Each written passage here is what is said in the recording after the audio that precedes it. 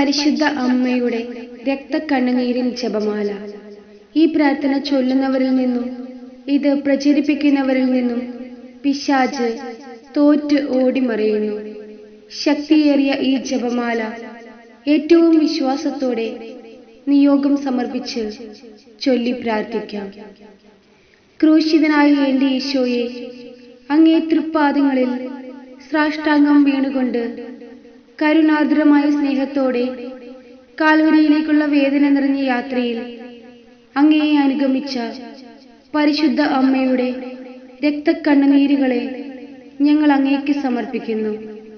നല്ലവനായ കർത്താവേ, പരിശുദ്ധ അമ്മയുടെ രക്തം കലർന്ന കണ്ണുനീർ തുള്ളികൾ തരുന്ന സന്ദേശം ശരിക്കും മനസ്സിലാക്കുന്നതിനും അങ്ങനെ ഞങ്ങൾ ഇഹത്തിൽ നിന്റെ തിരുമനസ്